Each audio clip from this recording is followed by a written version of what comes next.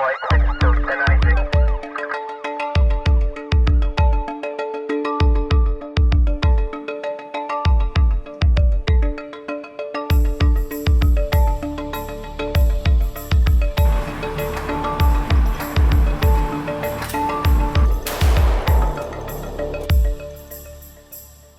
most of our in-service use of force and defensive tactics training now is scenario-based.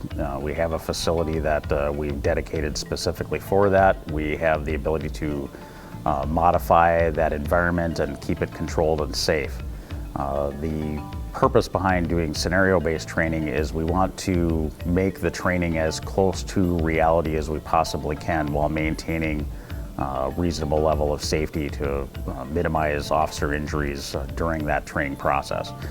The critical thing with any training involving those types of issues is going to be to try and create a framework that an officer can use in decision making in the field. When anyone is under stress, their ability to do cognitively complex tasks such as decision making is reduced. And so by creating and working officers through common scenarios, we give them a framework to work within so that they can do the physical tasks without really having to think much about them. And that gives them more brain power essentially to make decisions and make the appropriate decisions based on what's presented in front of them and what might change throughout the scenario. We have a big range of scenarios, and what we'll either go from high intensity, where you have somebody who's just been shot, for instance, and suspect is nearby, and we're looking at, is the officer going to do something where they're going to chase after the suspect, or if they're going to sit with the victim and wait for backup to arrive, because that's really what the safest way would be. But we'll also go to the de-escalation side of things, where maybe we'll have a mental health situation where they could have a weapon, but we put some barriers. We want to see the officer, use barriers so that they can talk to them longer, where the person with that mental health crisis isn't as much of a threat to them because there's barriers between them, rather than closing the distance and getting in close quarters with them and forcing something.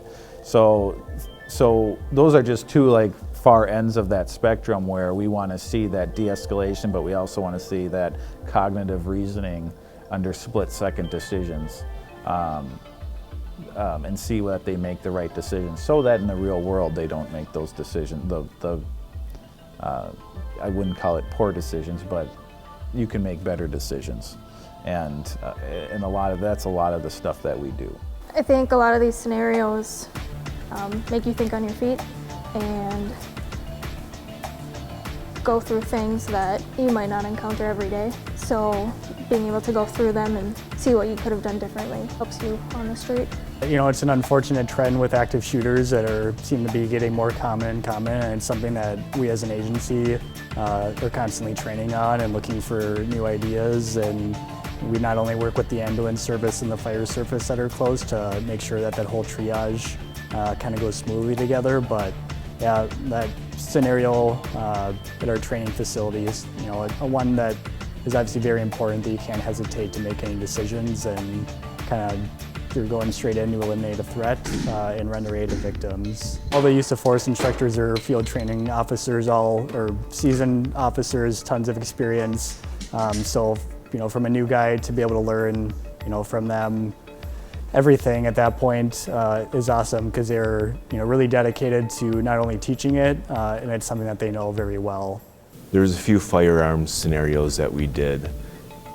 Just the action versus reaction time was huge, and just seeing you be able to react to somebody's action and how much time they have to react on you and you to react on them is huge. And I always think about that through every call and process that in my head as the call's progressing and going on, and if not done, I always think, what if this happens? What if they do this? What if they pull out something and I have to react, that's something I always process through my head on each and every call I go to.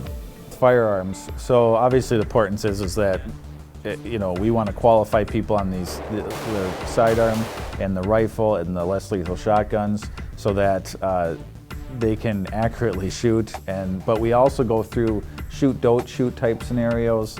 We want to make sure that when they even draw their gun, that they're doing it with that mindset that fingers off the trigger. You don't put your finger on the trigger until you're ready to shoot whatever you're pointing at. So we want to make sure that people aren't taking their gun out and having their finger on the trigger right away. So we don't want some type of accidental just discharge or something along those lines. But we're also incorporating things like shooting from prone positions, kneeling positions, one-handed shooting. What if your strong arm is shot and you have to shoot with your weak arm? How do you reload that way?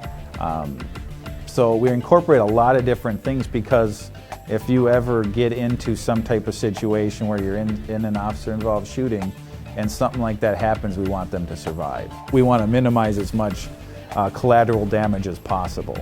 And it's the same thing with the squad rifle, saying, when is a good time to take out that squad rifle? When is a good time to take out that less lethal shotgun? We go over the policies and procedures related to those so that they have a very good foundation and understanding on how to use them and when to use them.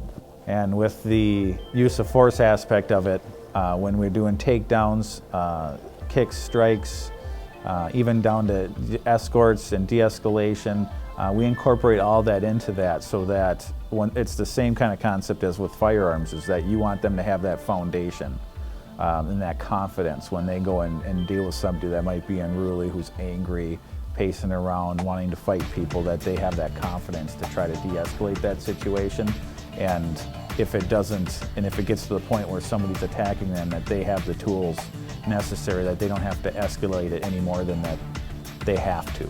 And the better foundation they have, even with like hand-to-hand type combat stuff, the less likely they'll have to escalate that force. Ultimately, we need to make sure that officers are going to be safe and that they can protect others, and when we do have to use force, that we're doing it not only in a constitutionally correct context, but that we're also minimizing the amount of force that we have to use in order to effect that control or defense.